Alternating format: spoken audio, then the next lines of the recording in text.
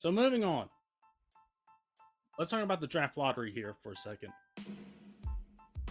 Maybe one of the biggest draft lotteries here in the last, definitely the biggest in the last decade, and probably the biggest since LeBron's, if we're being honest. Now I think I made the comment that you get this generational term being thrown out every so now and then. I could swear I could hear it with AD, with Zion, and like there's probably been somebody else. Um, but Wemby is it does sound truly generational when you look at how he plays and just his athletic profile. Like it's actually nuts. Um, Thinking about it, in which Woj is out there talking about how big a prospect he is, and you got people saying like if he doesn't compare to if he isn't better than this Hall of Famer and hitting this Hall of Famer, then it's a bust. I'm like, whoa, whoa, whoa, whoa, whoa, hold on. Like, listen, let's hold on, let's hold off on that. All right. But he's got a lot of hype right now, and so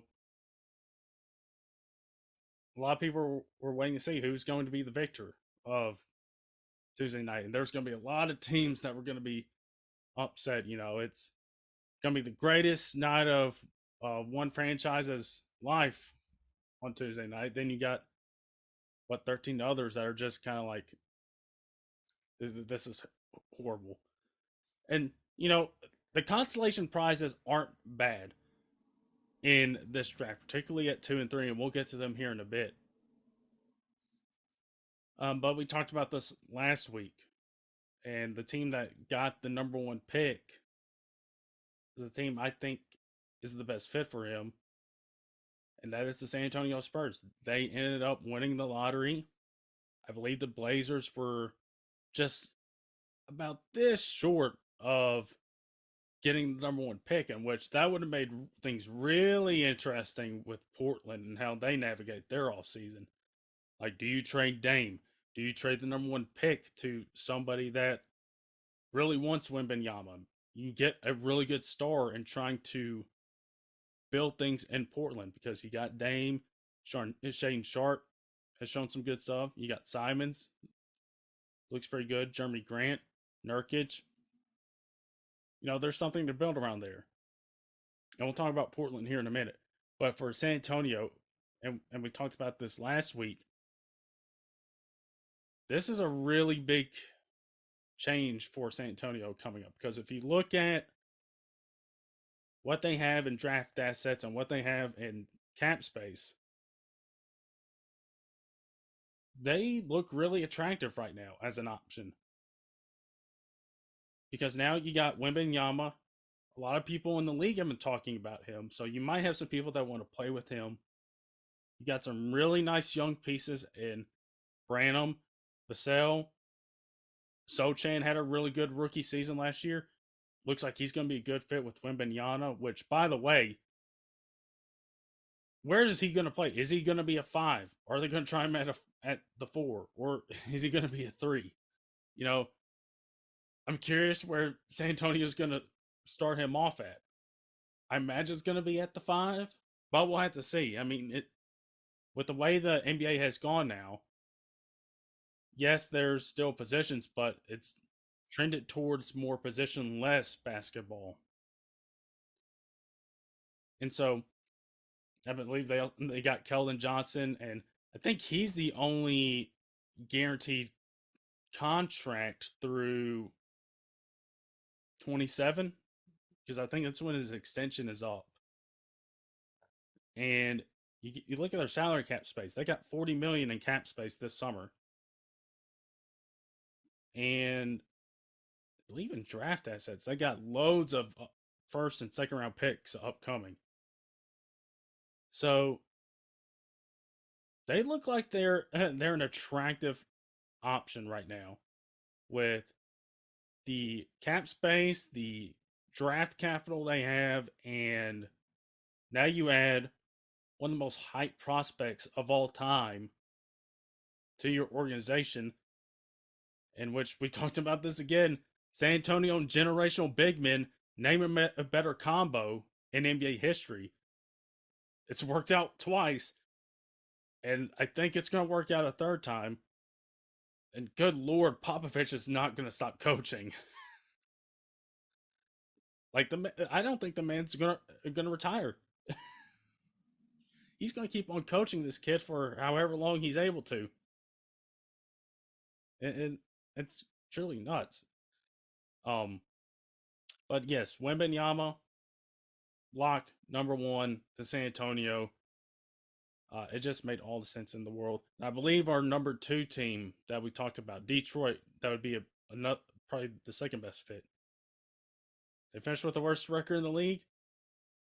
Nah, they get the fifth pick, and that's just the cruelty of the lottery showing up, and just how cruel those ping pong balls can be in deciding whether a team has a chance to change their franchise's fortune or whether it's just going to be, yeah, you're picking fifth. And so that's where Detroit's picking. They're picking number five, which you got to feel for them after what all they did last year. Cade Cunningham missing most of the season, and you got Ivy and Duran, and yes, you like all those pieces, but adding somebody like Wembenyama, oh boy, or even somebody like Scoot Henderson or Brandon Miller could have been big time. But nope, they are picking fifth. Number two team is going to be Charlotte, and Charlotte with Wembenyama and LaMelo would have been interesting. The pick and rolls would have been just absolutely nuts. And so the draft really starts here at two, kind of like how the NFL draft was, in that the the Hornets are in a really interesting spot because they can go either Scoot or Brandon Miller. And but Scoot, if you're adding him, you're adding another guard to that backcourt, in which you got a really young backcourt that has a lot of upside to it. And, it could actually work. LaMelo, yes, he can score, but we've seen how his game when he's been available is a lot different than Scoot's. And so, if you're the Hornets, maybe you want to see if those two can gel, and if they can, there might be something there. And it also helps LaMelo is a bigger guard. Now, Scoot is around 6'2", 6'3". LaMelo, he's a bigger guard. He's 6'6", 6'7". So you can try to see if you can make that work, where you can blend Scoot's and LaMelo's style together and see what you have there.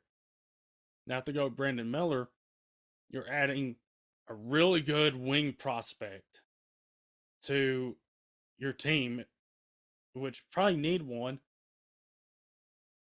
And we know how this league is about wings that can do what Miller can do.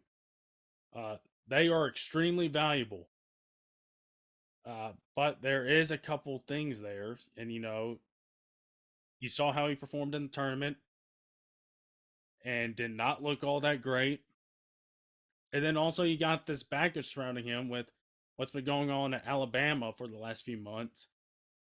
And if you're Charlotte, you got wonder, you've had all this stuff go on with Bridges.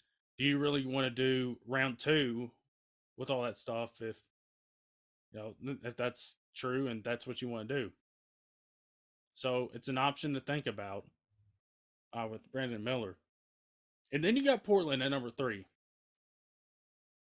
which that's going to be a situation to monitor, considering where Portland's at and where their heads at with whether they want to keep Dame or not. And I believe I saw on Twitter that they put it on the market to we're like, hey, here's the number three pick. Whoever wants Scoot or Brandon Miller, whoever's available, come talk to us. And I've seen Toronto being named, in which it's probably Pascal Siakam. which I don't know how much Siakam changes Portland if he makes them a contender. Certainly adds a really nice number two piece to with Dame and with all those guys there. But I don't know if it's the type of star you want to look at adding next to Dame. So with the number 3 pick, Portland can go one of 3 ways. Of course, the first way is trading this pick and getting somebody like a Siakam or Bradley Beal, throwing that out there. Maybe you want to, pair Dame with Beal and get that backcourt and get Beal in a better situation in Portland than he's in right now with Washington. Number 2 is you draft Brandon Miller, get a wing on there, and you get somebody to, Dame's not going to be around forever. And so Miller's going to be, you hope he's going to be the guy going forward. And again, we talked about how valuable wings are in this league. That goes a long way in the Blazers' future. And then option number 3,